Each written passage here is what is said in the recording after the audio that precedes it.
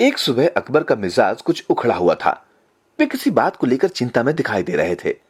यह खबर सारे महल में जंगल की आग की तरह फैल गई।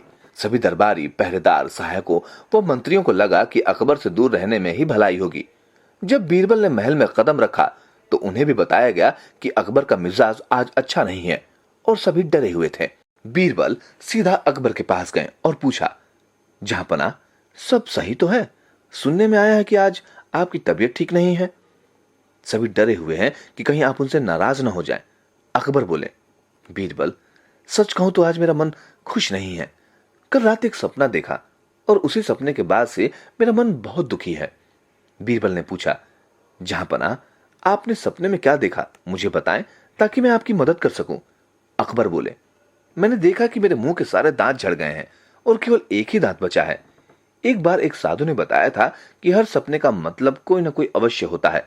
मैं इसका मतलब जानना चाहता हूँ, नहीं तो ये सपना मुझे यूं ही परेशान करता रहेगा। बीरबल ने अकबर को सलाह दी कि वे ज्योतिषी को दरबार में बुलवाएं, जो सपनों के मतलब की जानकारी रखते हों। अकबर को उपाय पसंद आया और वे बोले, बीरबल, बहुत अच्छे, मैं तुम्हारे सुझाव से प्रसन्न हुआ।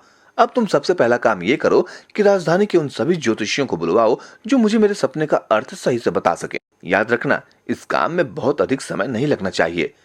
कुछ ही घंटों बाद बीरबल सब लोगों को अपने साथ लेकर दरबार आ गए। अकबर ने कहा, हे महान ज्योतिषियों, मुझे आपकी मदद चाहिए। कल रात मैंने एक सपना देखा जो मेरी परेशानी का कारण बना हुआ है। मैं इसका अर्थ नहीं समझ पा रहा हूं। मेरा सपना सुनकर बताएं कि सपने का अर्थ क्या हो सकता है। मैंने देखा कि मेरे मुंह के सारे दांत झड़ गए हैं और केवल एक ही दांत बचा है। सभी ज्योतिषियों ने अपने अपने हिसाब से अनुमान लगाना आरंभ किया। कुछ लोगों ने अपने साथ लाए पोथे खोल लिए तो कुछ आपस में सपने के अर्थ पर चर्चा करने लगे।